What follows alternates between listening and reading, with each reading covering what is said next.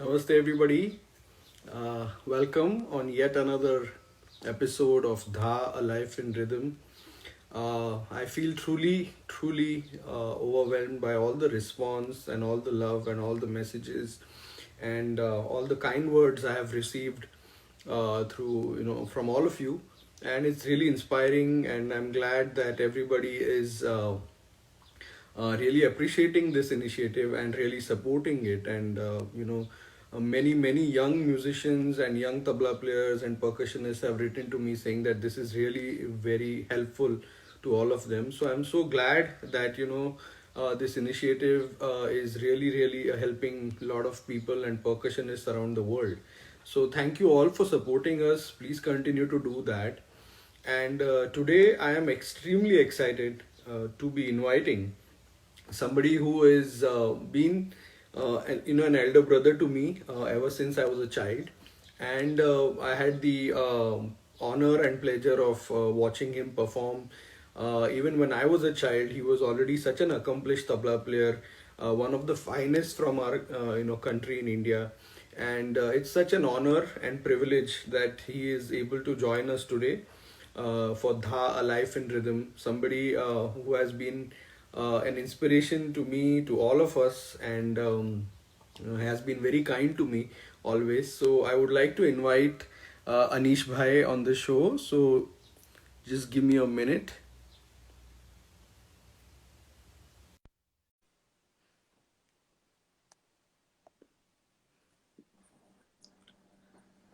Namaste Anish bhai. Namaste, Aditya. Thank you for having me in your series. And I heard the generous compliments you showered on me. Thank you very You much. you have I you don't. have always been an elder brother to me, Anish bhai. I have seen you perform and play since I was maybe 7 or 8 years old. Yeah. And I mean, such an inspiration, and you have always been such a sought after tabla player for all all musicians all over our country. So it's really a pleasure and honor to have you on the show, and thank you Thank for you very much. making time to do this, because I'm sure so many people will benefit from understanding your journey, because life in music, life in rhythm is never very easy, and it comes with a lot of hardships, a lot of challenges of various types and various kinds, and so please enlighten us with this journey. How did it all begin? And I'll let you just tell us everything you feel like. Thank you once again, Aditya. And first of all, I hope you are doing well in the present situation with the pandemic and the lockdown everywhere. So I hope you're doing well, and so are everybody who are watching this with us. I hope they are doing well, keeping safe. Thank And in you. the States, of course, there is a different situation also now. So I Yes. hope you're keeping safe too. Yeah, I just Uh, hope God has mercy on all of us, and yes, everybody is yes, safe yes. around the world. Yes, yes. So, Aditya, like as was the case with you, I also started quite young. I started at the age of 6, and initially I was interested in singing actually. So I mean, when the radio was on, I would sing, and I had a little tambourine which I would drum on along with the singing. And yes, and then a family friend advised our my parents that why don't you enroll him in a music class, and he will get some formal training. And Pandit Nikhil Ghosh's class is right around the corner. We used to stay in Bandra at that time, and Guruji used to stay in Khar, and the class was run from his home and a place close by too. And at that time, it was not Sangeet Mahavarti; it was Arun Sangeetale. Acha. So we went there, and then Mataji, that is my Guruji's wife, she suggested that why don't we enroll him in the tabla class, let him learn the basics of rhythm, and by, we'll teach him vocal music also, because as you know, with the boys, the voice changes, and Right. Right. so you never know which way you will go. So so that's how I joined the tabla class, and then ever since I've remained a student. So yes, so I started, and those were group sessions like any music class, and my Guruji's senior disciples would teach. There were several classes, which were run, and different teachers were appointed. So I moved from one teacher to another to another. And during the course of these years of classroom training, my Guruji was keeping a close watch on my development. And in fact, in the, I think, second year itself, he asked my parents whether they would have any objection if I was to take this up as a profession. Okay. Wow. And remember that I was just 7 at that time. I started at 6. And so they said it's too early for anybody to decide. And besides which, he should decide for himself what he wants to do. So we will keep all doors open for him, whether it's education, academic education, or tabla, or whatever else. And so he then said that you should send him to my place every day after his school, and Wow. so that he is in this musical environment. And so that's what happened. So I used to have morning school at that time, I remember. And after doing my homework and everything, at, at the dot of 3, I would be there and stay there till late evening. I would be practicing with his children, his sons and daughter, and that's how my exposure to accompaniment also grew, and in fact started quite early because of that. And then because the other classes were going on, star class, vocal class, so Guruji used to say, go and request the tabla player that you would like to play a little bit. So, of course, I used to be very conscious and uneasy. But by and by, I did that, and the senior teachers would humor me, and so yes, so that's how the exposure grew. Uh, and during the course of this, of course, many musicians would come and meet my Guruji, and even later, of course, at the institution. So I was witness to many such moments. In fact, I remember seeing Tirkwa Khan Sahab thrice, actually. Wow. Very short visits, but I still remember that. And of course, I also heard 3 of his solos uh, Wow. at the annual function of the music school. So yeah, these were really memorable experiences. And then and sometimes Guruji would also, because I was there at their place virtually every day, including Sundays. So so he would sometimes, when he was practicing, or he would specifically say that, okay, practice this bowl, something like that. And so that passion for Riyaz also grew because of that. And subsequently, after I finished my SSC, that's my 10th grade, uh, he said, now you should learn directly from me. Uh, Wow. and so that's how it started, and it continued for a good 15 years or so. So, Wow. yes.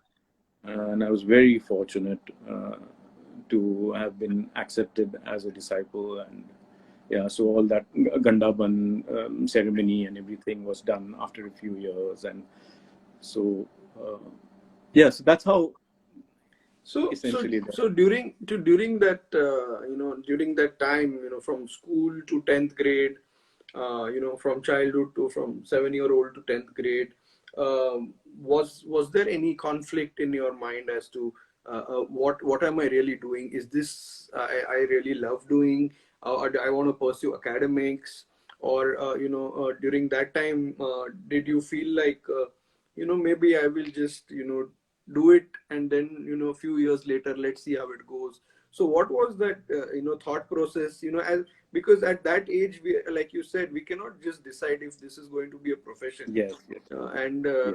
and So especially, I think, I mean, if you can share more about your parents. I'm not yes, I aware will. if they were musicians or they were music lovers, because Yes, it's a very different yes, yes, atmosphere when we are we have parents who yes, are musicians versus yes, parents who are music lovers. yes. So I So come from a family, not from a family of hereditary musicians. My parents were music lovers. My father is no more, but my mom still continues to listen to a lot of music. And particularly her family, they were patrons of music also. So for, like I still remember, my mom says that for her elder brothers, Munje, the thread ceremony. thread ceremony. So there was a 3 day concert series. One day was by Sundrabai, one day was Hirabai Barodekar, and one day was Menka Bai Shirodkar. That means Shobha Gurtuji's mother. Kya So, so you can imagine the kind of patronage, the love for music that they had. And my mother and some of her siblings had learnt music to a certain extent. My mother had also had a few lessons of tabla as well. so, Acha. uh, Good to know so all that this. It's so wonderful to know all this, because I yes, mean, yes, without some streak of music, it's yes, not possible that we all pursued this so yes, and passionately. also my parents have been kind of mavericks, so my father was a journalist, an author, trade unionist, a political activist. He had taken part in the freedom movement, also quit India movement. So Wow. that side. And then my mom also had taken part in trade union movement. Then she was a lawyer, practicing lawyer. So, Wow. so yeah, so all these things put together, we've been quite a maverick family. Like my eldest sister, she retired as acting Chief Justice of Calcutta High Court, Wow. So, Wow. and my second sister is at Yale. She's a scientist. Oh, So you can wonderful. imagine. So my parents never laid down any restrictions for any of us. You do what you want to, just follow your passion, basically. And Exactly. that's the best thing. And in a sense, my parents are my first mentors. So Always. Always. not only because they encouraged me to pursue what I loved most, but also they helped me negotiate whatever challenges were there in the process. And we probably will come to that Yeah. Yeah. while we are talking. But that is very important because, sometimes when you're in a, I imagine when you're in a hereditary musician family, things are taken for granted, that this is the way it is. Right. So, Right. so in a sense, we were outsiders. Now I'm an insider, but at that time we were outsiders. So uh, some things seem strange, and some things, to tell you very honestly, they still seem a little strange to me. But so I try to kind of change those things when I'm teaching my students Right. and discussing things with them. But so that apart, my parents, as I said, encouraged me right through, uh, and the entire family. And then when I got married, and Shubha's family also, everybody, so that family environment is so important, and I really cherish that. So during that time, again, as a young Oh, teenager. you were asking me about the conflict. Yeah. So so So so as a because young of this, teenager, yes, there are so many, distractions or attractions at that yes, age. So, Yeah, pursuing tabla, or when did your inner calling, was it towards yes, academics, or was it yes, toward, because you said your parents were, extremely highly educated and very yes, accomplished, yes, right? yes. So, So unfortunately or fortunately, there weren't too many distractions at that time. There was the only channel on TV was Doordarshan, Doordarshan. the black and white days, and Akashvani, Bombay A and Bombay B, and Vivid Bharati were the only stations. There was no FM or anything. So those were the distractions or attractions, and but I never really, to tell you very frankly, I never had any conflict because my schoolmates still remember this, that in seventh grade, you have Annual these day, annual days, Nibandh Lekhan uh, in the Hindi class or Marathi class. So in the comprehension writing. yes, so this was composition, essay writing. Yes, yes. मैं बड़ा होकर क्या बनूंगा? And so I said, I want to be a musician. And Wow, another friend wrote he wants to be a chef. And believe it or not, both of us did what we wanted to. that's wonderful. Yeah. So Wonderful. really speaking, I really didn't know what was academically laid out for me after the 10th grade, but I knew that tabla was definitely there. So, and then of course, I followed suit. Everybody went to college, so I also went to college. I went to Elphinstone College, and then by then I also had developed an interest in history. Of course, at the school level, history was more story than history. But then I started getting involved in that subject. So I wanted to do, if I go to college, I must do arts. And if I do arts, I want to major in history. So that's another, decision that I had made Wow. in terms of academics.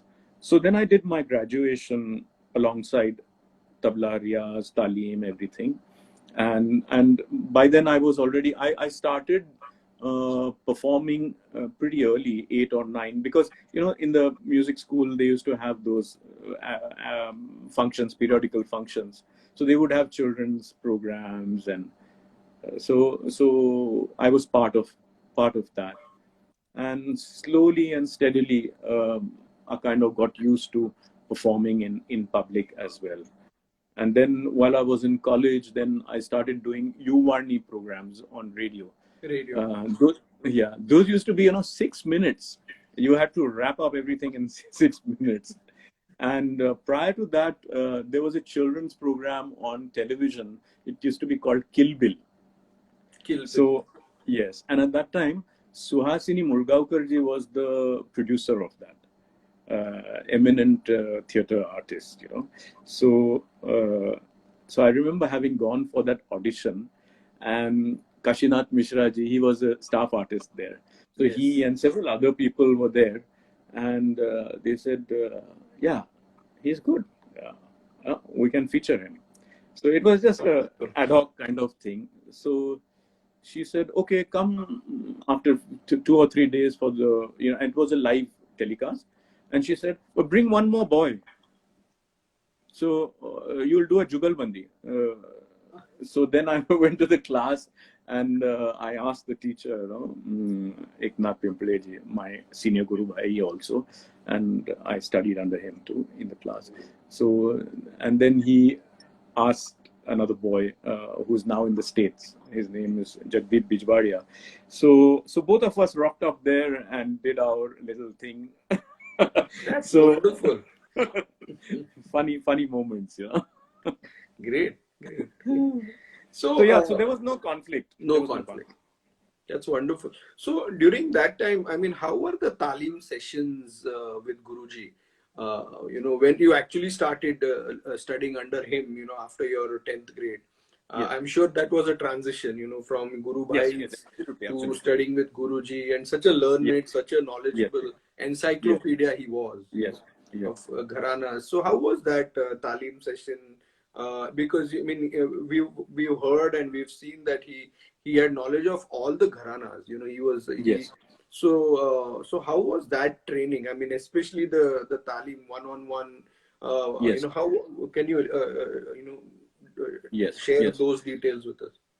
So at most times um, it was just personal. There was nobody else. One-on-one, Uh, basically. One on one, yes. And um, Guruji's normal schedule was a way different from.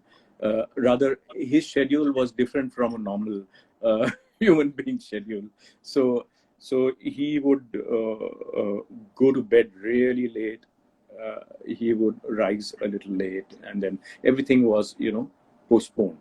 So, so I can likewise, completely relate to that. So yes. Now we all can. Now we all can.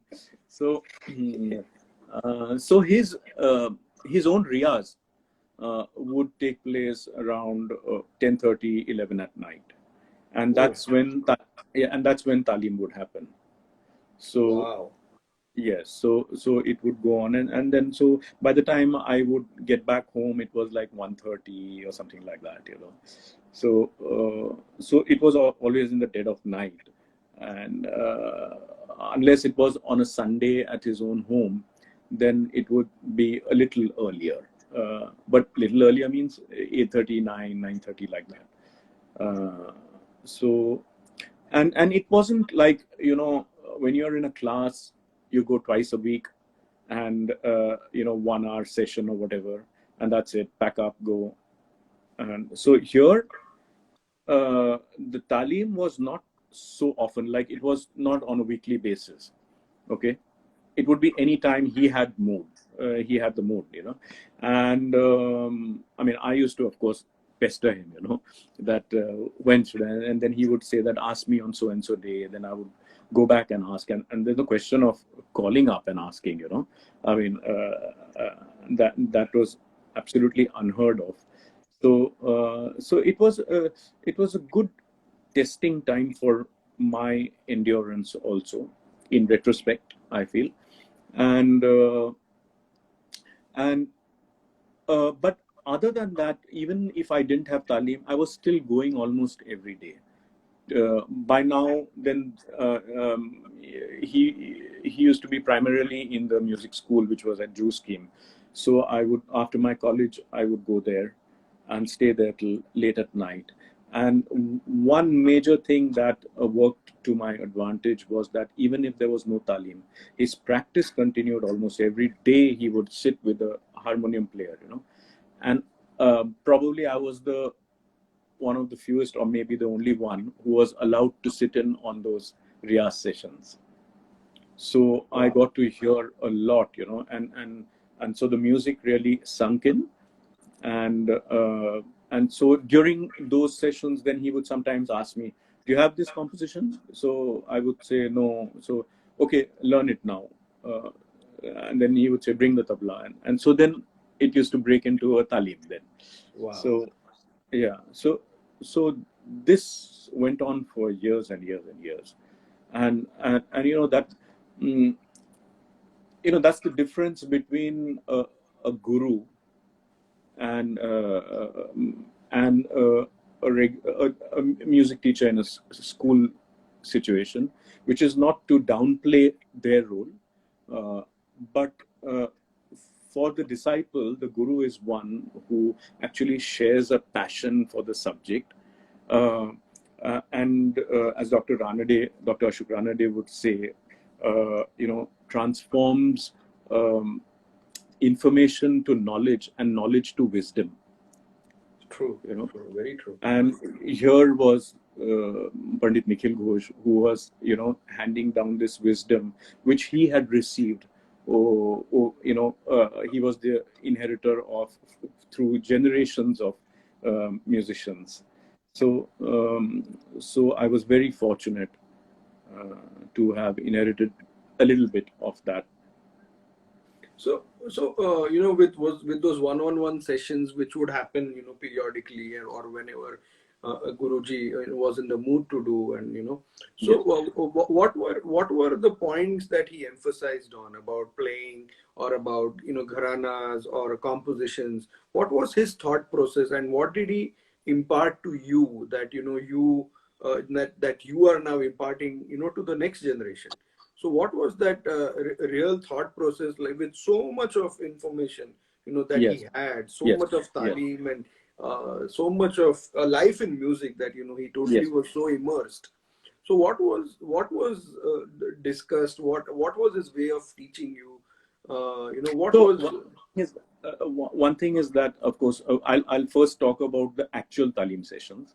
So it was not that half an hour was distributed to how to do riyaz, half an hour was for this. Or Correct. it was just a Correct. mix of things, as it flowed.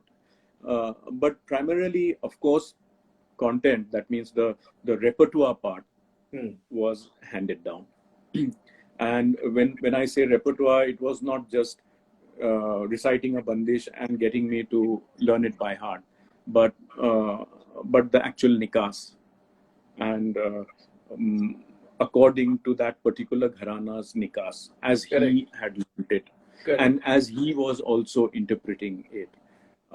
Then, Correct. if a particular bandish needed specific kind of riyaz, then to say that, okay, dissect the bandish and take out this out of context, and practice this phrase over and over again.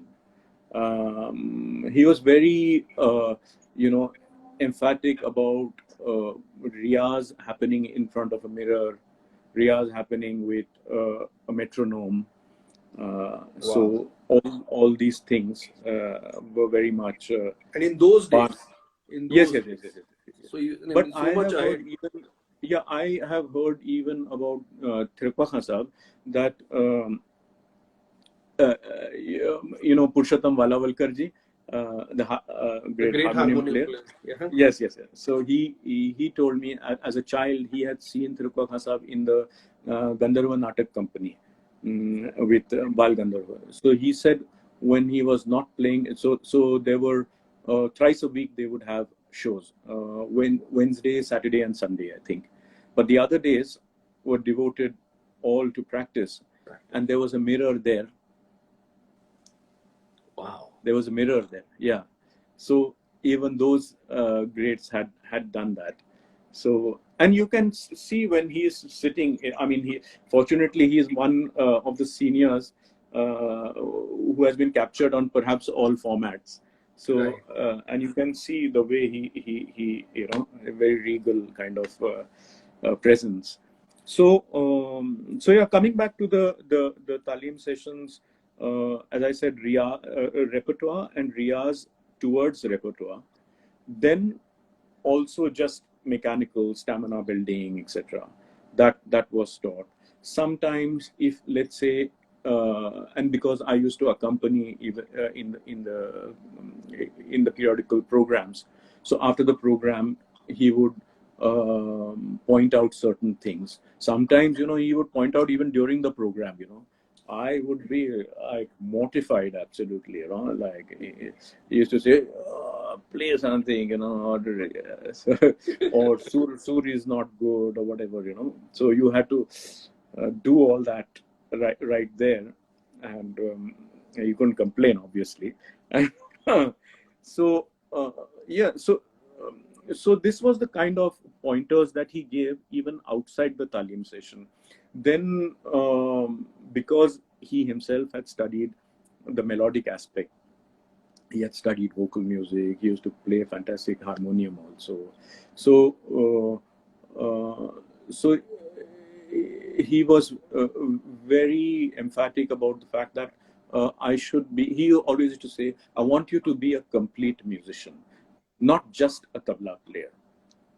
So you must know about the melodic aspect, rag, and you must know some vocal compositions also. So I used to simultaneously learn a few compositions too, and so it was a very comprehensive kind of. In the later part of his life, he would talk a lot about, even if the talim actually didn't happen in terms of transferring actual material like qaidas and this and that, but he would talk about let us say, philosophy of music. So, what he felt about tal, and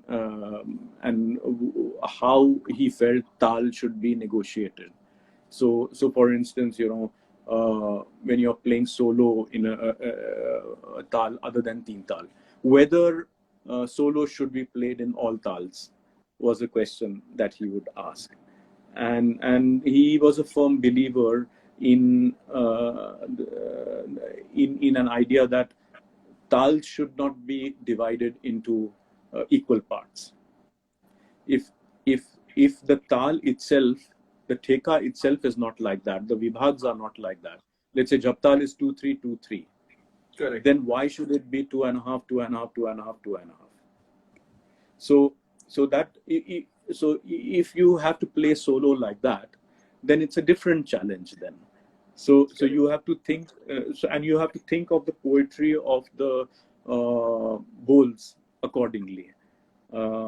And so these were things that, like in Rupak, he would say, because tin is on the sum, Uh-huh. and the khali and sum are The same. coincide. Mm-hmm. So you should look at that tal differently.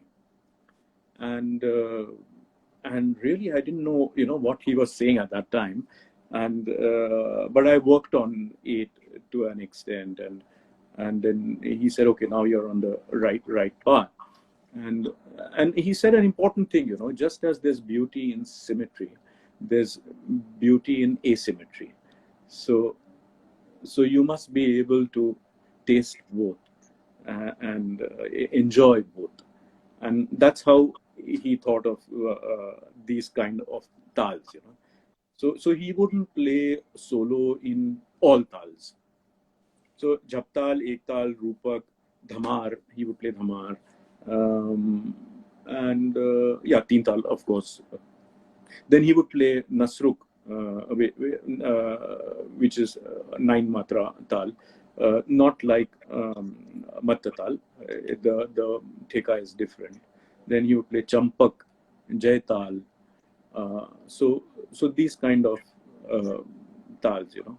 So yeah, talim was very varied, and the talk about music was very varied. It was not only tabla centric. Wow. Am I talking too much? Not at all. Not at all. Okay. I'm I'm enjoying it, Tell and me to shut up everybody else whenever you is. want. I'm so immersed in the conversation. I'm just trying to visualize those times. You must have had. So amazing. So amazing. And so because talim used to take place late at night, he would say, okay, now you have to go home. Don't write anything now.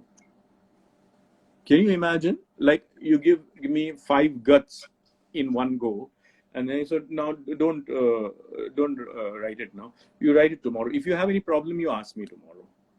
But so that actually became a challenge for me to To memorize, to and to recapitulate.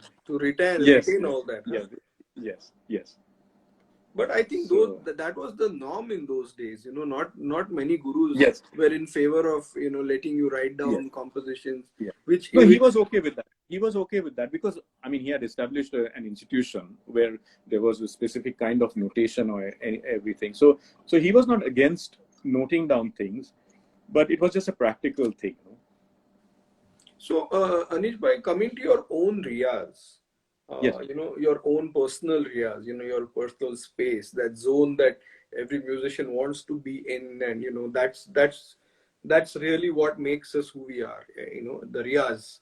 So, what was that like, and when was that?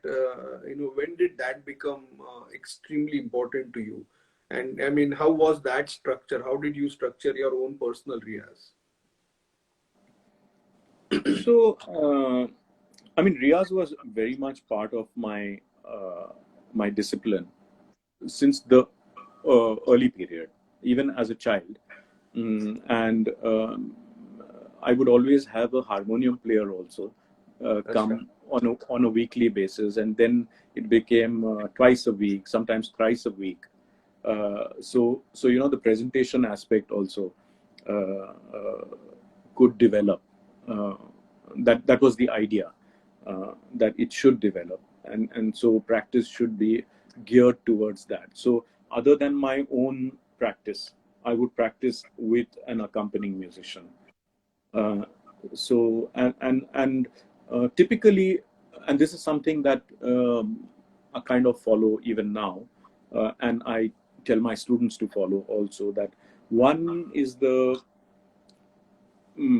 the physical part, where you're building stamina, you're building speed, strength in your muscles, all these things. So that is one aspect of Riyaz. And the other aspect of Riyaz is looking at repertoire and thinking about repertoire, how it can be interpreted differently, what you have learned, and then what you would like to do with that.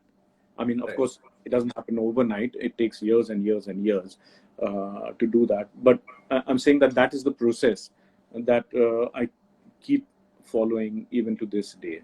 So I kind of pay attention to both the mechanical aspect, as well as, or mechanical and technical aspect, as well as the aesthetic part. So, And then, so you sorry. talked first about the the actual drills that we do to build stamina, Hmm, endurance, hmm. strength. So can you elaborate a little bit on that, Anish bhai? Like Sure, sure. what So, kind of compositions, or what kind of phrases that were taught, by Guruji, or what you feel should be done yeah. over the process that you have developed, and you feel that I want to slightly deviate from what Guruji also told me, and this is what I think one should do. So ideally, of course, you should be paying attention to all the basic vocabulary of the instrument.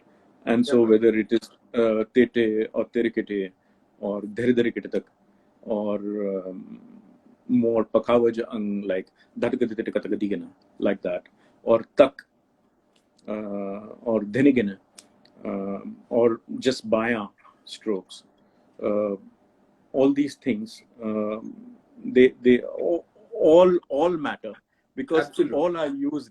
And particularly if you are not restricting yourself to one gharana, and now none of us really are. I mean, we are playing, so it's very eclectic. So you need to be well versed and at home with all this vocabulary.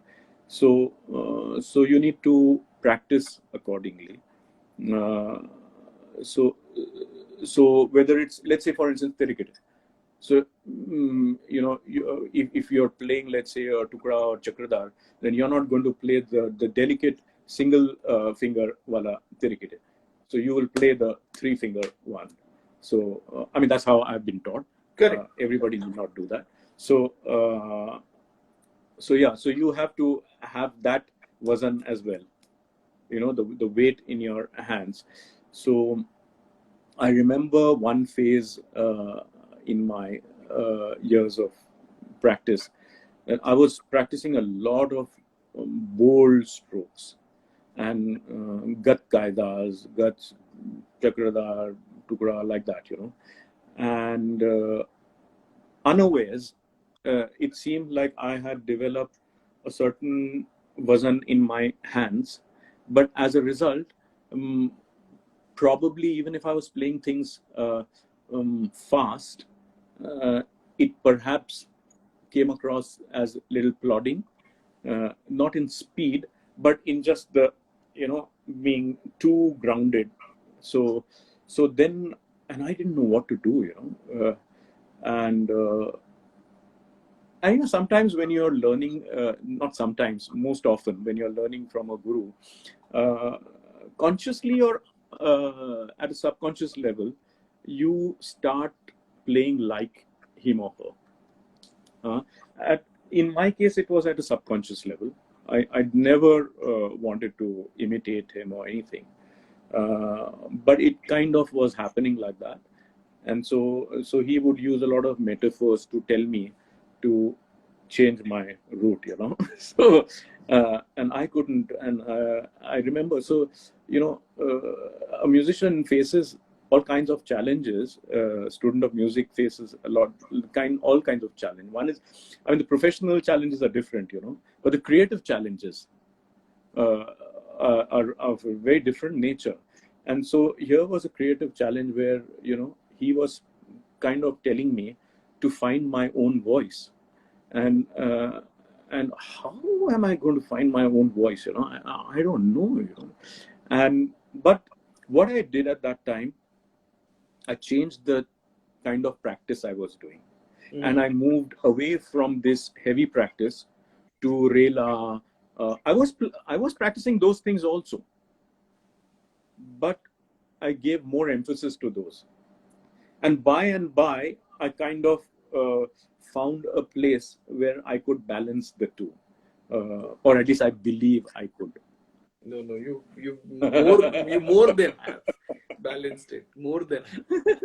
I mean, be it your luggies, be it your relas, be it your guts and chakradas, they've all been so splendid and incredible. Thank So you. it's wonderful. So, Thank you. And another important aspect of Riyaz, I feel, and which I repeatedly tell my students to do, and I'm hoping that they are online today as well, so they'll hear it once more. And so I keep saying that Riyaz is not only when you are in touch with the instrument, but even without the instrument. So, so you can introspect, you can recapitulate all these things without the instrument as well, and you need to listen to a lot of music. Um, and when I say listen, not just to tabla. Unfortunately, many tabla players, they listen only to tabla. During the days of cassettes, many tabla players would have snippets of concerts played with, I mean, different great tabla players accompanying Saro, the sitar, or whatever. And they had only those solo sections, in the cassettes, and so alap. So it's as if those solo sections exist in a vacuum. So I very consciously tell my students that you need to listen to everything, and so true. get it under your skin. And then you need to read about music. You need to expose yourself to different arts, so that the aesthetic framework is wide. Otherwise, Absolutely. otherwise, I mean, you can restrict yourself as much as you want. Like you can do only tabla. Then in tabla you can do only so and so gharana. Then in so and so gharana only your guru. Oh, baapre. And then and then finally it comes to only me. So so but when you are exposed to this huge reality, then you realize that you're nothing. You're not even a speck. So Absolutely. yeah. This is like an ocean, and I truly Yeah. believe that. We Yeah. all believe that. So moving on from a life in rhythm, and being such a incredible tabla player, what really inspired you to write this book called Tabla? I mean, not many musicians really find the time, or want to take some time away from their performing career, or their own personal riyaz schedule, to contribute in a way that is such an important learning tool. I mean, today that book has been so helpful even to me. I mean, I read it, I think, about 8 or 9 years ago. Yes. I had got it off the app store on my iPad, and Yes. Yes. in fact, I was asked to give a talk on tabla when I was in Sydney many years ago, and I was like, I have not really read so much about, tabla, that, and what do I do? So I'm like, maybe I'll look up the app store if there is a book. And then I was like, Anish Bhai's book is already there, and it helped me so much personally, that book. So much That's very knowledge. kind of you, Aditya. Well, the book was came about as a result of my interaction with my students, I think, more than anything else, and of course with the lay listeners, because there were so many questions that people had about the instrument, about the music that it forms a context with, and I thought that as a performer, what do I want the listener to know about this instrument to make it a more enjoyable experience for Wonderful. them. Yeah. So the book, as you know, is not a manual of how to learn tabla either in 10 days or 10 years. Correct. uh, Correct. I mean, there is no tabla material there. There's no Yes. tukras or there's no No, compositions, no, no. but it's just talking about the instrument, what the instrument does, what kind of compositions are there, and descriptive and analytical in In that fact, sense, you but have not. even, described how the tabla is made and the different parts of tabla, Yes, and yes, yes, yes, you've broken down that to, you simplified it for yes, any listener to understand that what this is, made of, what are the particles used. There has been, yes. I know those But of course, wooden. Aditya, I must also add that there have been books written on tabla in the past as well, and particularly in regional languages. For instance, in Marathi we have Arvindji's Pandit book, Arvind Murgavkar's Arvindji's book. book, Tabla. Yeah, yeah. So there have been books on tabla, and even non-Indian scholars have written on tabla. So, like for instance, James Kippen has written, or my Guru Bhai Gert Wigner has written. So many people have contributed. So I'm not the only one, and yes, somebody has said Pandit Sudhir Sudhir Mainkar. Mainkarji, Yes, yes, Sadanand yes. And Nempaliji, all have written I a mean, lot. It's there's a huge, amazing. huge list, and I have mentioned those in the bibliography also. And in the bibliography, I've also included a discography in that, so the listener can go and a filmography too. So like I said, that I wanted the listener to have as rich an experience as possible. So that was the idea.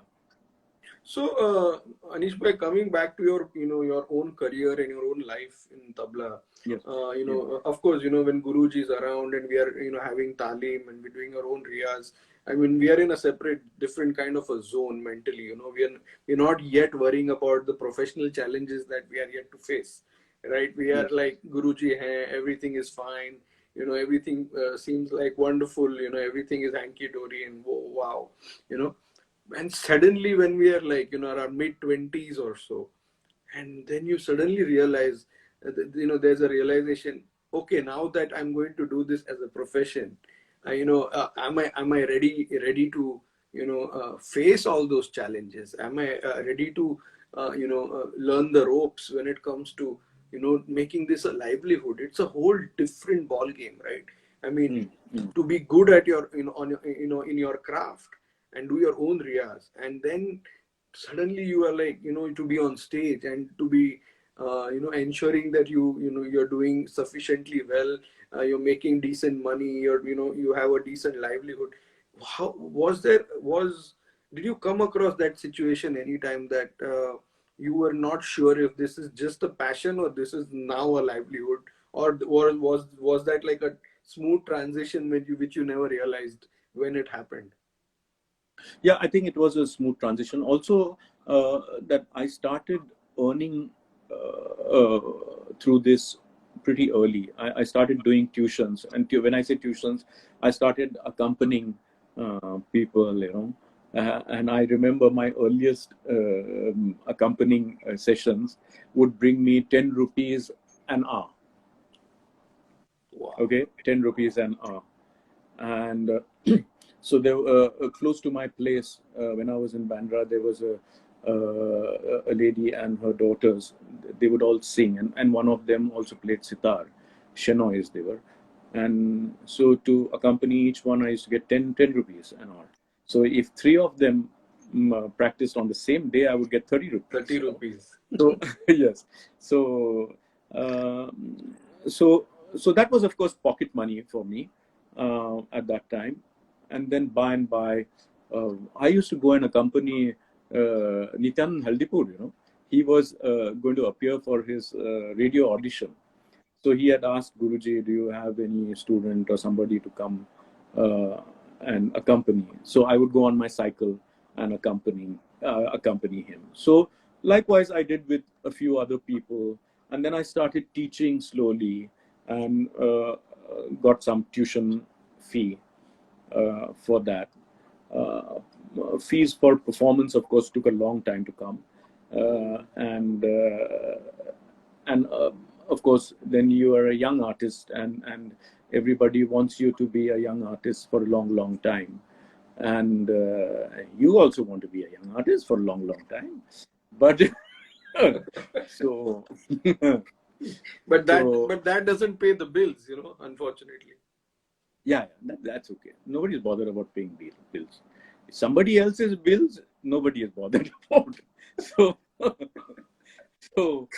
so, anyway, but yeah, so of course, uh, at the back of my mind, perhaps these things were kind of playing in the background, particularly when there was no transparency on the part of the organizer or on the part of the main vocalist or instrumentalist. When there was no transparency, when there was outright exploitation,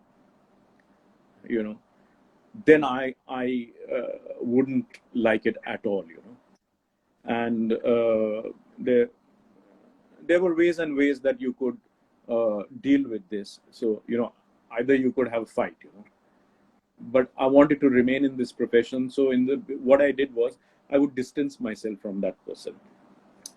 ठीक है, give them one or two chances, and then if they don't want to change their ways, forget it. Don't play with them.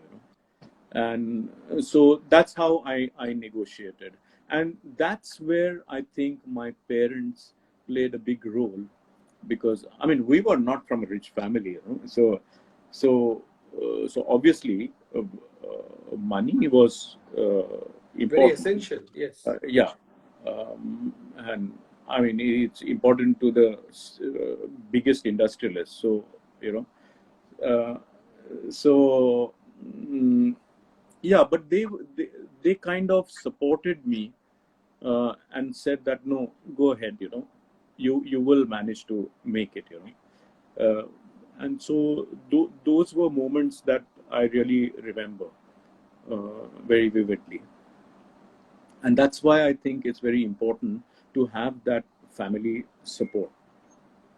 Yeah, absolutely. Yeah, yeah, yeah. I So, also, feel very fortunate. My parents, I also don't Ari, work from. I remember seeing you at age 7 or whatever, and your parents bringing you to the concerts, and uh, in fact, I remember my first interaction with you, and it really floored me because that's when I realized, oh, the world is really changing. Because I was at Dadar Matunga, and I don't know who I was playing with, but sometimes they used to have two featured artists. So I went down to listen to the second artist. After accompanying the first artist, I went in front and sat by Tug style, and you were right next to me in your shorts and t-shirt, and then you looked at me like that, and very confidently you asked me, uh, "Your diary must be full, right?"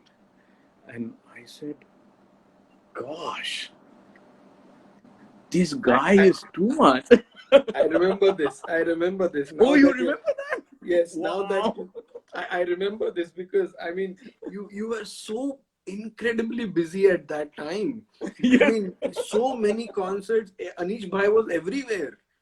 Every artist, Brij Narayan ji, Shamim Ahmad Khan Sahab, Shiv ji, Kartik Kumar ji, everybody. With there's only one tabla player. It was either And I Zakir used to Bhai do or it was morning and Anish Bhai. evening and like that. It was Zakir Bhai or Anish Bhai at that time. The time I remember, Oh gosh. and it was. And I also remember this Navodit Kalakar Sammelan which happened in Nehru Center. Oh yes, And, Nehru and Center. and I remember the time where every main artist, instrumentalist or vocalist said, "हमको तो अनीश भाई चाहिए, हमको तो अनीश भाई चाहिए." And I know Arvind Parekh ji had organized that, and I had played solo in that. I was maybe Correct. 11 I or remember that. 12 years. But I Yes. mean, there was a tabla sitar player called Sandeep Apte from Pune. I Yes. don't know if you remember. Yes.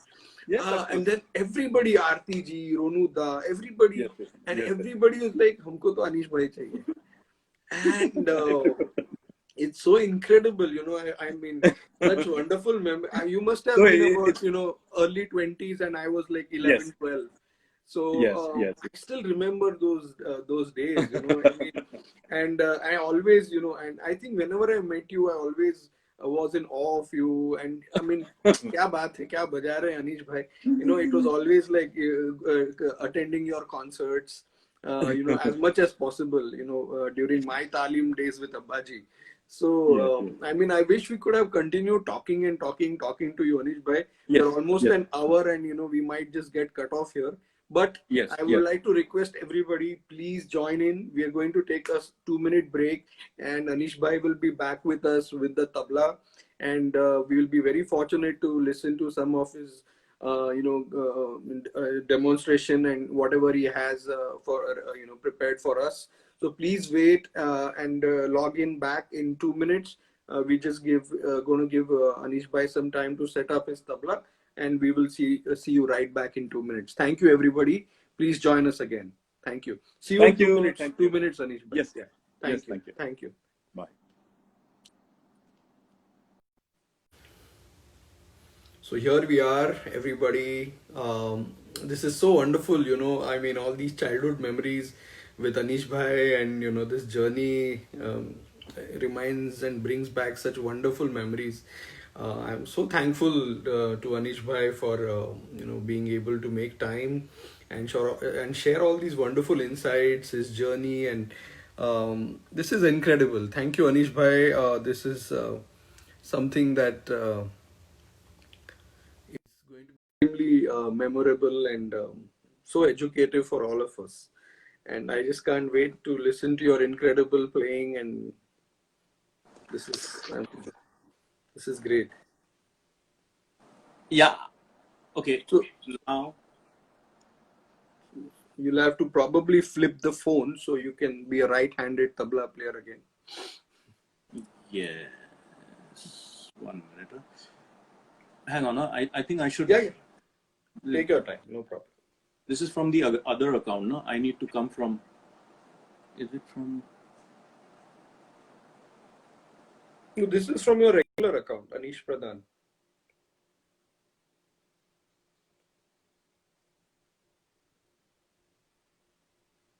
Did we just lose him?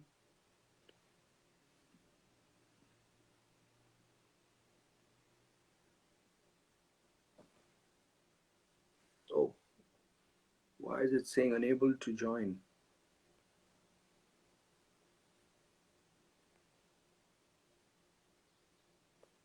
Anish bhai, are you back with us? Okay. Wonderful. Okay. Now just tell me. Okay. Sure.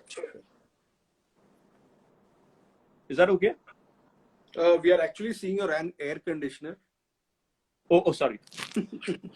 Yeah, I'm putting it up for sale.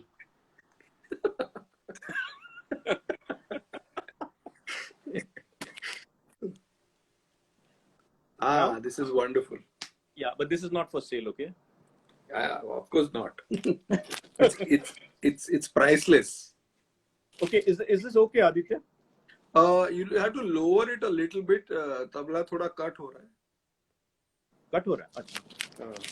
अच्छा. This is थोड़ा नीचे कर दीजिए और अभी तो पूरा ऊपर चला गया. ये Is it This okay? is wonderful. Yeah, this is perfect. Kya baat. 1 minute. Yes. Wonderful. Yes. Okay. I wanted to see you too, but I forgot how we were supposed to do that. You are going to log in from your iPad separately and Yes, just and I am watch there. and watch the live feed from some other account. Yeah. Okay, 1 minute. I'll just do that. Huh? Sorry. Huh? Yeah. No problem. We have enough time. We have 60 minutes. So everybody's so excited. Our viewers are all back with a bang. So this is going to be so interesting and wonderful for all of us.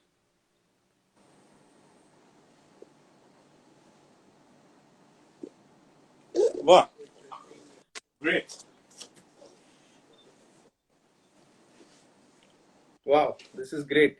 If you just want to move a little to your right, then the baya will be seen completely. Ah, this is super. Wonderful. Okay. Great, Anish bhai. Okay, I'm going to turn off the comments so that people can watch your fingers. And so Anish bhai, I would like to ask you, some a few things about bowls that are important for Riyaz, and also you feel certain drills that everybody should be doing or that you heard from your guru, but nowadays we don't hear much about it. I'm sure there are a lot of compositions or practice drills or phrases. So something like that you would like to share with all of us, and gradually we will move on to other facets of tabla playing also. Yes. So, first of all, very rudimentary kind of exercises. For instance, for tirikete. So, mm, just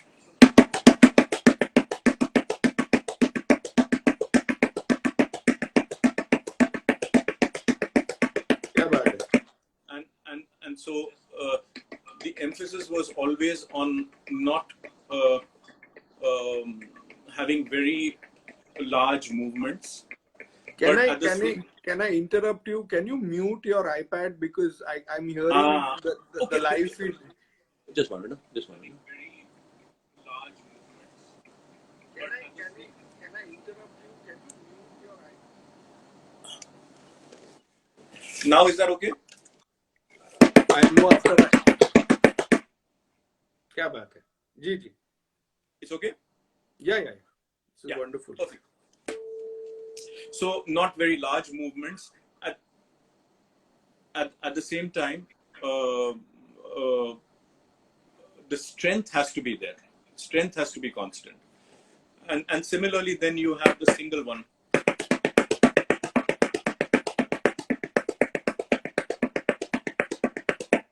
And I mentioned the mirror. The reason was that to keep a grace in the finger technique, a grace in the way your general manner, the head movement, the shoulders, everything. Otherwise, it can sometimes become a little Uneasy. strange, so uneasy or strange or uncomfortable. And in the long run, more than what it looks like, in the long run, suddenly you start having aches and pains here. So you need to relax. I mean, obviously, you're doing something which is unnatural in a sense. So you do need to do things, to do some kind of muscle toning or relaxation exercises as well for your body. Uh, but if you're going to, tire your body while playing, then it's not going to make any sense. So coming back to this, so then you had longer phrases for tirikete. Or Ah,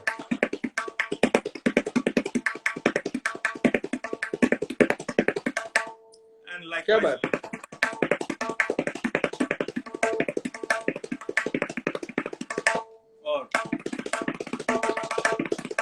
हाँ, like क्या that. बात है? Or you have more towards Purab Ang. So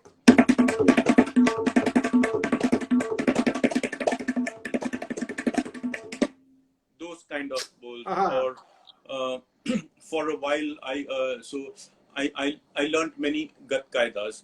So I'll just play one, please do. which I I was used going to. to come to this Gat Qaeda thing because Yes, you know I heard it was a very important aspect of Riyaz. yes, Gatang Qaeda. I heard the Gatan Kaida. term called Yeah, Gatang Qaidas. yeah, yeah. So you know So I'll something play. like that. I will Please play do. one. This is a very traditional Gatan Kaida.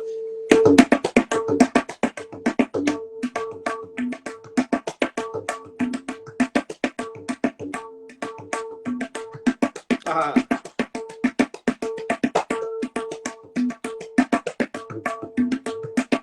हाँ,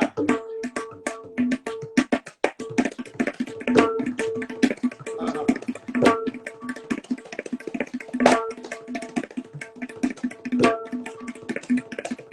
हाँ,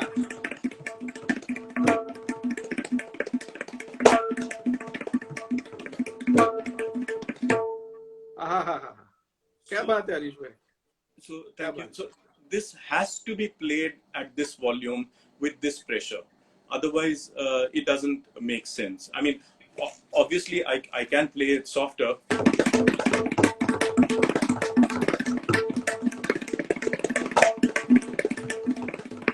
and I can go much faster.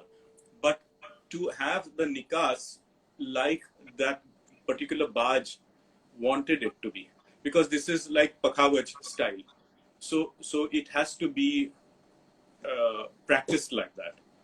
Then you can tone it down if you want to later on. So So for this is Purab, Purab yeah, yeah, based. yeah, absolutely, absolutely, yeah. So, can you share a couple of more such compositions, Anish Bhai, which Yes, are yes, Purabang, yes, Gatang, Kaidas? yes, yes, yes.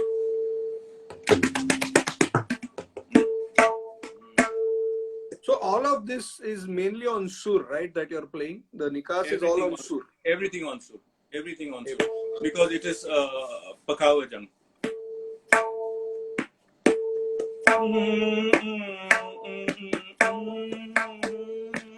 क्या बात? Ah,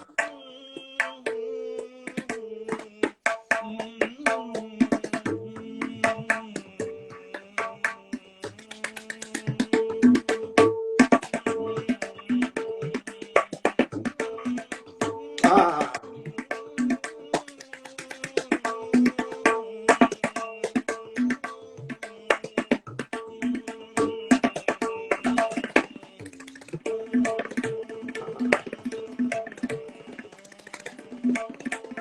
क्या बात है?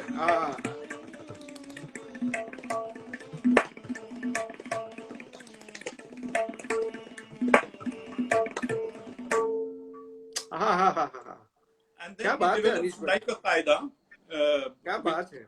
क्या बात है? bulbs. क्या निकास? क्या बात है? वाह वाह वाह। बड़ा मुश्किल है ये सुर पे रखना उसको ऊपर। Yes, and with that same wazn throughout, it's a little difficult, but I guess with practice is possible. और एक दो अगर ऐसे ही यही पूरा बंग के या पकावा जंग के कुछ पकावा Sorry. जंग के और कुछ Da- पकावा जंग के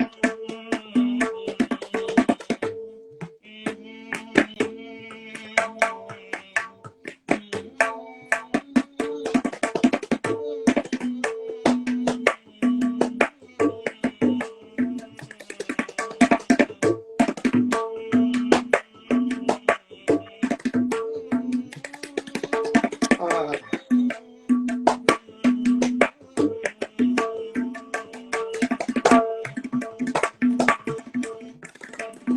हाँ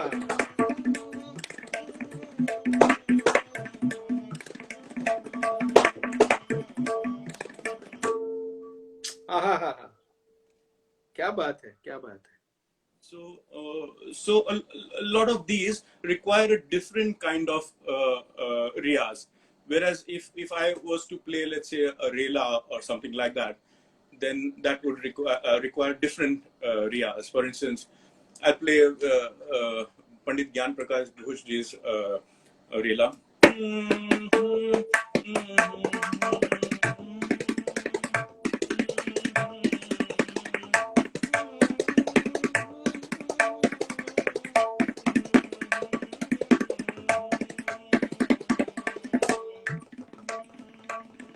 Ah,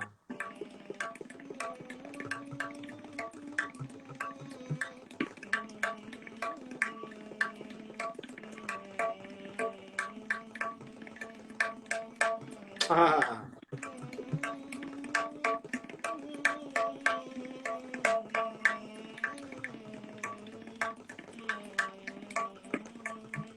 ah, ah.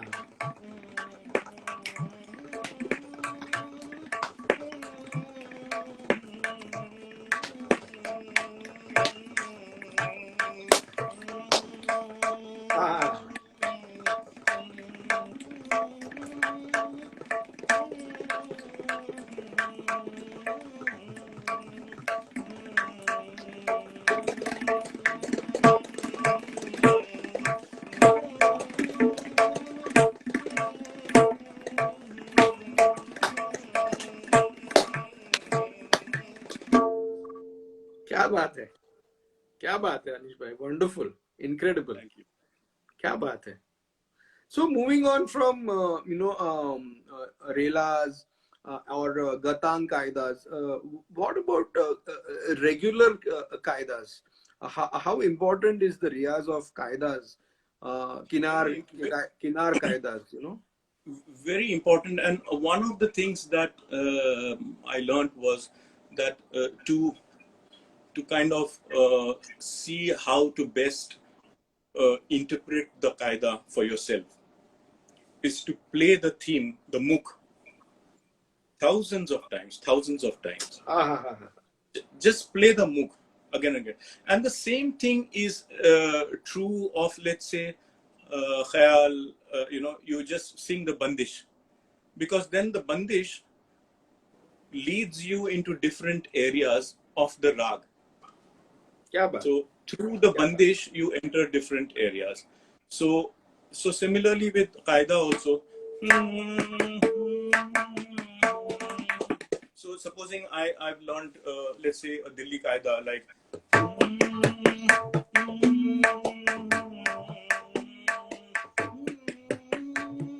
Ah,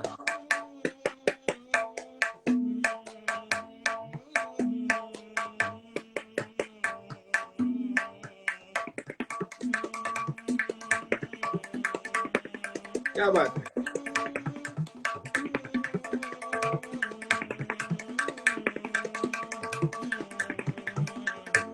So Ah, even if I क्या can बात. make the bulls, I should not move to the bulls immediately. Just keep on playing the mukh. Just keep on playing the mukh. And by, you start unraveling the mystery in that qaida. Ah, Because क्या बात. otherwise, very often we get it, and it has happened to me. It has happened to most people, I think, that you get into a formulaic kind of bal formation. For instance, then first ball will be dohra.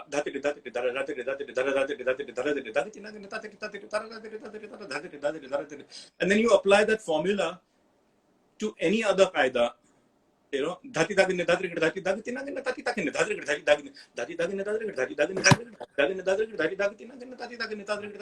Like that, it goes on.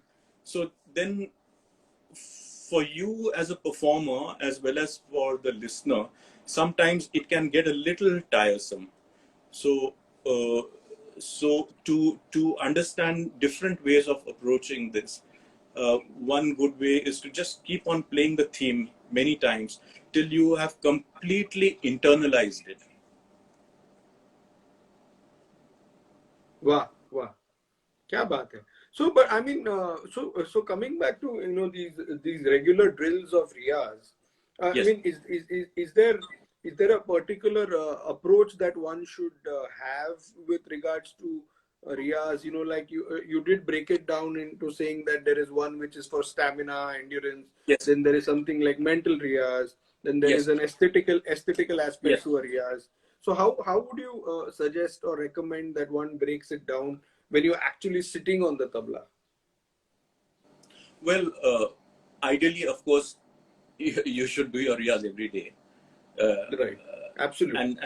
and there should not be any excuse for not doing it. So, and I can give you the example of my Guruji, that till the end of his life, I mean, when he was not even performing, regularly, he would have a tabla right next to his bed, and every time he would just take it on the bed, and at that time he was not doing so well health wise, so but he would still be in touch with the instrument, Uh-huh. and that shows the passion, you know. So uh, it's like, I mean, this might sound a little foolish, but the instrument will give you what you actually give it, you know. So so that bond has to be there with the instrument. Absolutely. क्या बात Yeah, कही आपने वाह. yeah. Absolutely. So Absolutely. yeah, so that's why everyday riyaz is important, and then of course, people have a million things to do, particularly those who are not professionals. So then naturally they have to uh, make optimal use of their time. So let's say, I'm saying, even if you have half an hour or even 15 minutes, then Right. then to break it down, and maybe depending on what stage you are at, and hopefully you are able to be honest with yourself and tell yourself what stage you are at, uh, then you can then decide, okay, do I need to do the mechanical part right now, or should I just move to the aesthetical part, So because yeah, absolutely. Absolutely. because if you've been playing for years and years and years, there is a certain amount of muscle memory that is there. So so you might not need to do so much of. Some people, their hands move so fantastically that they don't have to do that mechanical riyas so much.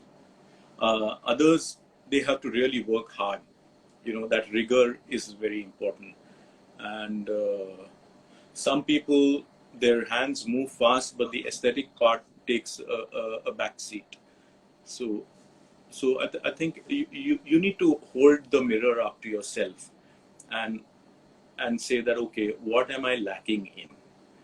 So because Absolutely. that's why you're doing riyaz. You're not doing riyaz because you're performing for yourself. You're doing riyaz because you're challenging yourself in those riyaz sessions. So Absolutely. and so obviously what is incorrect or what you're lacking in is what you will work on, and so that's how I have been approaching riyaz regularly. And review of the riyaz schedule is very important, both from the student's side as well as the guru's side. So you can decide, for 2 weeks, okay, go and do this. But after 2 weeks, then you come back and then you review that, and maybe a slight change here and there. So I mean, most sensitive people do that, so but I'm just saying that these are integral parts of um, the manner in which you should approach riyaz. That's how I was taught. Absolutely. So, Anish, by coming to Riyaz, I mean, there is so much of information, there is so much of confusion also for a lot of youngsters.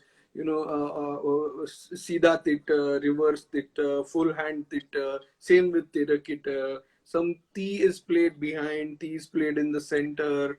Gay starts with sometimes with the index, sometimes Yes. it starts with this in this stroke. So there is a lot of it's very convoluted, and it's very confusing for a lot of youngsters, like why should we play gay in this composition with this index finger, or why does it start with this stroke in another composition? So I mean, is that because great masters thought differently, Is that because everybody did their own interpretation? Because this is something that a lot of youngsters, a lot of my students also ask me that, this composition you played with, starting with this index finger, or this titter you used in this gharana, I know it's gharana based and all, but what is your thought about this? What I do think, you feel? yeah, of course, Gharana wise also there are certain things that are done, but also it depends on, let's say, I'm learning from my guru, and my guru plays in a particular manner. Then automatically I settle into that framework, and then I Correct. teach accordingly. But sometimes I might make a change because what the manner in which my Guruji is playing. For instance, some compositions he would start with this, uh, and others he would do from here. Aha. But when I'm playing any dhage, I always play from here. Acha. I find it very difficult to do this. But some of my students, they play from starting from the middle. So I say no problem. If you are able to do it like that, because finally it's about getting the material out So, there. and And getting as long as, comfortable with it. yes, and as long as the ultimate sound production is not damaged in that way, it's fine to approach it differently.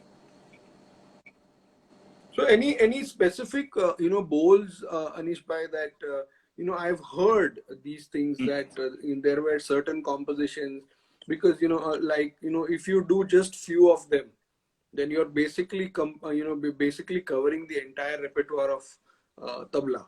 Like certain compositions, like I heard ki there were the great masters who said कि ये दो तीन बल करोगे तो उसमें सब कुछ cover हो जाता है, you know Yeah. for Riyaz. Yeah, yes, there's an element of truth there, but not the entire truth, because if on the one hand you're saying that the vocabulary of this instrument is so rich and varied, then how can you represent it in only one or two things, So, I mean, obviously, if I'm going to do something which has primarily those kind of bowls, then I'm not covering things like,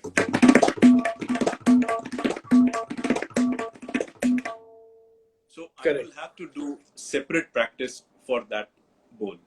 So Absolutely. I think it has to be a judicious mix, uh, and uh, and as I said, that you have to keep on reviewing uh, the material. Otherwise, if you keep on doing the same thing, um, it might be counterproductive also sometimes. Because Exactly.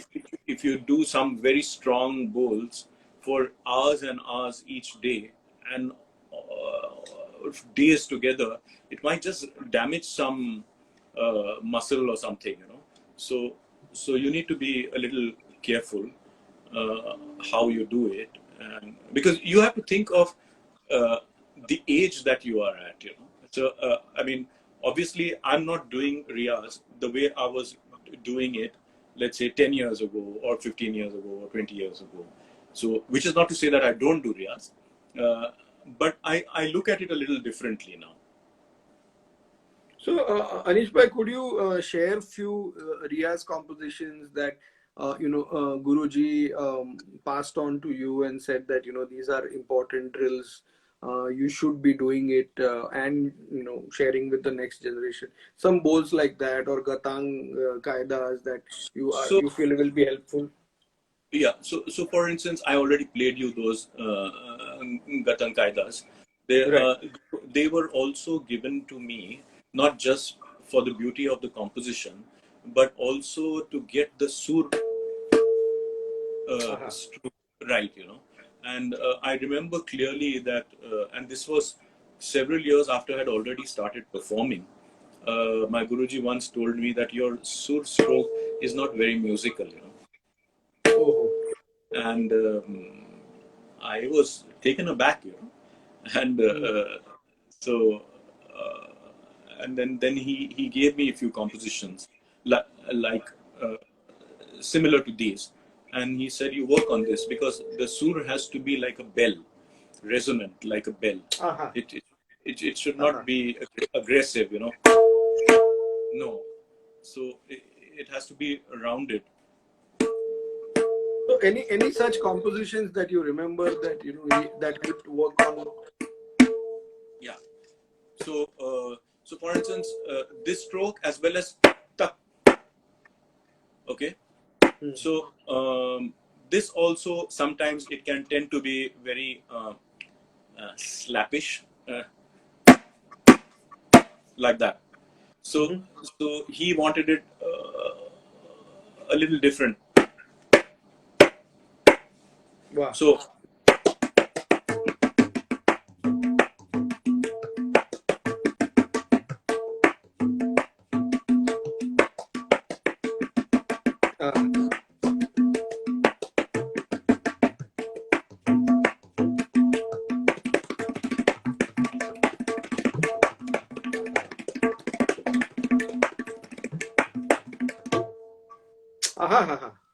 so that one, or everybody plays this. We play it a little differently. Tak dan tak dan tak dan tak tak dan tak tak tak. Many play tete tete ke tete, but we play.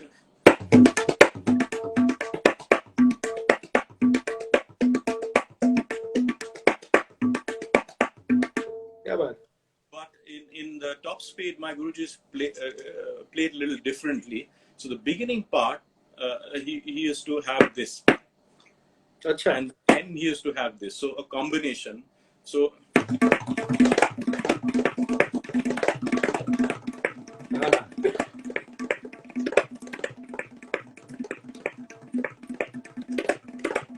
क्या बात है?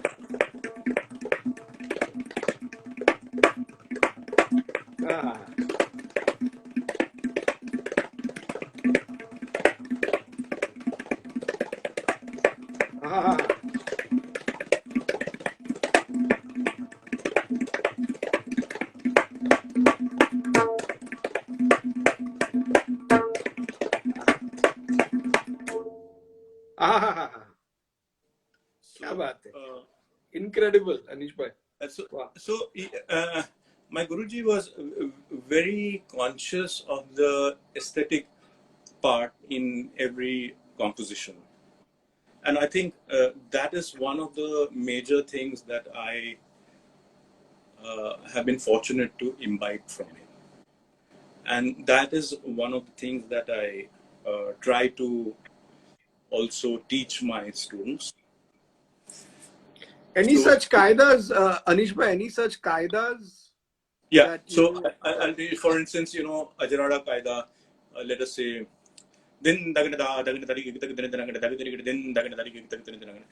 everybody plays this, So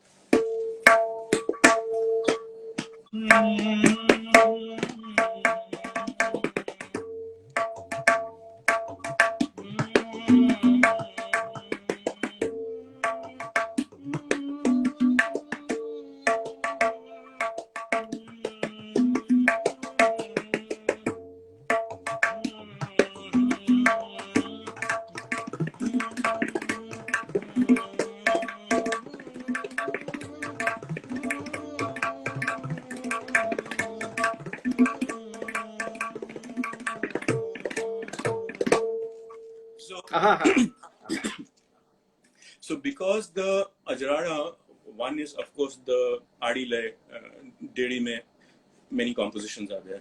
But another important element of Ajarada is what they call jhool, or the sway of the baya. So that should be there when you're playing even in top speed. Otherwise, it's just a set of bowls that is going very fast. If I play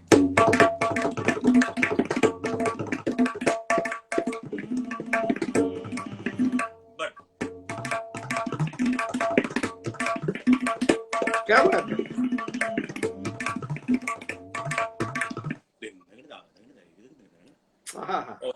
or the other one is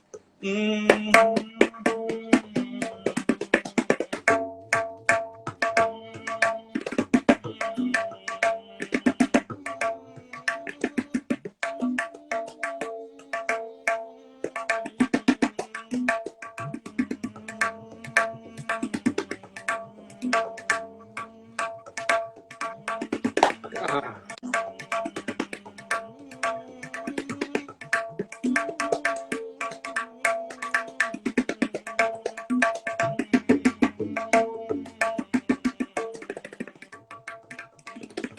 ah,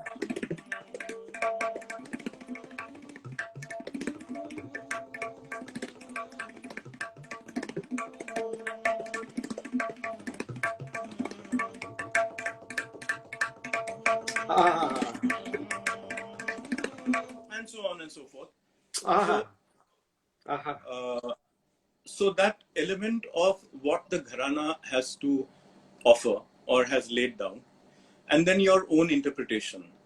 So somewhere, you can think of both when you're doing your riyaz and thinking of how to interpret compositions.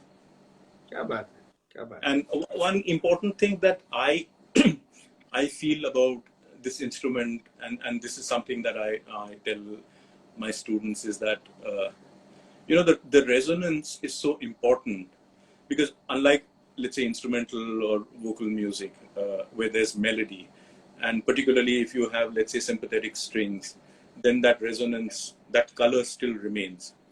uh, but here the sound deadens quite quickly. So depending, of course, the size of the tabla, etc., etc. uh, but if we have two instruments, then there's obviously some reason why we have two instruments. And other than the fact that to have more number of strokes, other than the single strokes, you have compound strokes, but you are also coloring each other even when you're not playing compound strokes. So, for instance, let's say the Delhi Qaida. So, when I'm playing this, so I'm coloring with the baya, the gunj of the baya, tete. ah,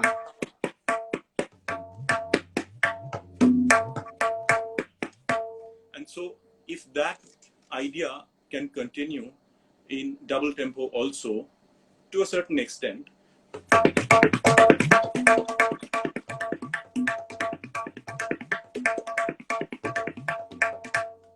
so ah, I feel that the interpretation of the compositions can become more melodious. क्या बात है, क्या बात. So Anish bhai, what is the magic behind your incredible dhire dhire?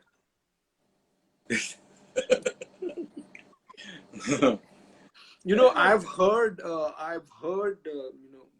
back in the day, people saying that Anish bhai's dhire dhire is akin to that of Ustad Amir Hussain Kasa. You know, the same flow and the same, grace and the same, जवारी जो बोलते हैं उसमें, जो नजाकत है वो धीर धीर में. So what transpired, that magnificent dhir dhir that we've all been listening to for years now. I, I, um, I mean, I really don't know about the magic part, uh, but uh, but I've just approached it like I've approached any other bowl. I've not uh, given extra emphasis to it, but yeah. So. Also Anish bhai, Hmm. I'm loving the way you're singing the lehra and playing. It's so incredible. पुराने उस्ताद लोग वैसे करते थे. And Yeah. I had heard Zakir bhai once say कि वैसे रियाज करना चाहिए कि आप लहरा गा के आप रियाज कर रहे हो, वैसे रियाज होना चाहिए. So Once he was saying that. So I've had this habit from childhood, and in fact, in childhood, we used to do crazy things also, like, so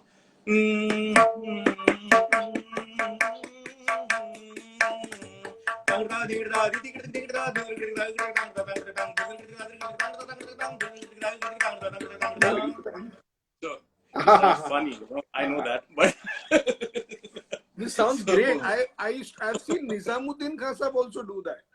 Yeah, I Nizamuddin think Khan Sahab because also used to do that.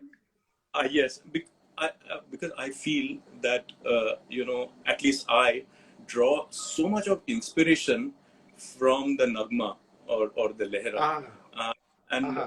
whether it's sarangi, whether it's harmonium, and so I really long to hear that. So in fact, if you were to just keep tal for me, na, I would get really. I would feel very strange. So. This is a problem. This is an inadequacy with me. But I really long for that melody because that melody sets the mood.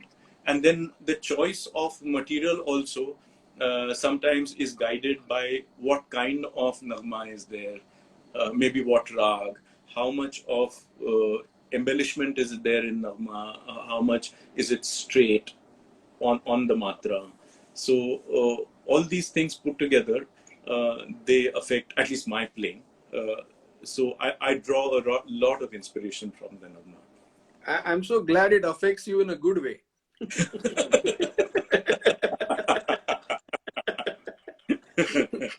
So, and So, I've been really fortunate to have had some of the best musicians. I've been able to share the stage with them during my solos. So whether it is Murad Bhai on Sarangi, Murad Ali from Delhi, or Ajay Joglekar, or Sudhir Nayak, or Siddhesh or Nyaneshwar. all are so incredible. All are so Yes, yes, gifted, and so gifted, and each one brings their certain beauty to that aspect. So so yeah. amazing. So, Anish bhai, I would like to you to discuss a little bit about Luggis. Okay. I have watched you perform with Shobha ji a lot. Yes. Shobha Yes. Gotu ji, you were also part of a lot of her recordings. And I know in childhood when I went to Shobha ji to practice with her, she would talk about Luggis of Ustad Nizamuddin Khan Sahab Yes. and you. So, if you could, before we let you go, and if you could share a little bit on the Luggis and also demonstrate a few, Yes. and we Yes. will be extremely thankful. Yeah. So yeah, that's a section that I really enjoy. I mean, I enjoy everything about tabla, and I enjoy everything about vocal and instrumental music and even dance. But I was fortunate to have been able to accompany Shobha Gotuji for several years, and then on and off I accompanied Girja Devi ji also. I had the opportunity of accompanying Lakshmi Shankar ji, Jagdish Prasad ji, Aha. and then the next generation like Shubha Mudgal, my wife, and so many others, who क्या are बात है? singing Tumri. Um, so yeah, I don't know how it developed. Obviously, I had some training in it, uh, but I think I was so drawn to the Tumri Dadra aspect, and I think bottom line is that you can be reasonably comfortable in a particular form only when you enjoy that form really. If you're in love with that form, then Mhm. it shows in your application as well. So Absolutely. yeah, so I mean, if you don't like Tumri Dadra and if you're just going to fill your books with number and number of laggis, then however much you want to apply them, it's not going to make any difference. And the lilt of the Keherwa, the lilt of the Dadra, it really has to be part of you.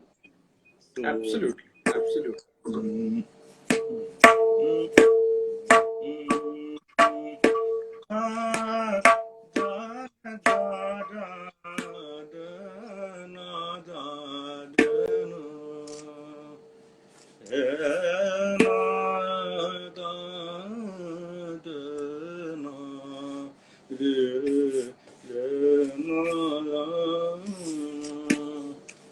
Mm, नदिया किनारे कान्हा बांसुरी बजावे रे नदिया किनारे कान्हा बांसुरी बजावे रे बांसुरी बजावे कान्हा बांसुरी बजावे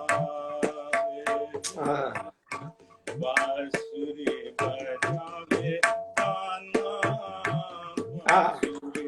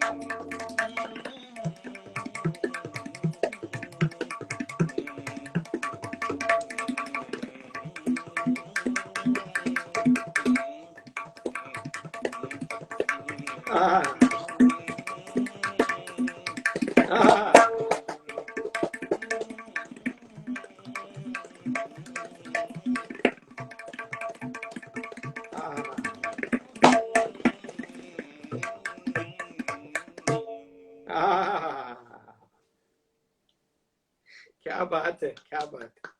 Thank you. What a treat, what a treat. Anish भाई गाना भी और लग्गी भी साथ में. क्या बात है. गाना तो ऐसे ही था because see just playing the laggi without the melody I don't feel inspired enough so But this has been so wonderful. आपको बहुत बहुत मेरा प्रणाम. And what an experience to have you on the show. So much information, so many insights, so much of learning. Thank you for all the wisdom that you've shared with all of us, the viewers, me personally also. Thank you very much. Thank you to you for doing this series, for thinking about it, and for talking to all of us. And sometime I will interview you too. So I'll be honored. I'll be honored. We will switch sides. Okay. Sure. I'll be the admin for your Instagram page. Sure. So actually, this idea, was floating in my mind for almost a year. Right. This was not just that sprung up suddenly in the lockdown time.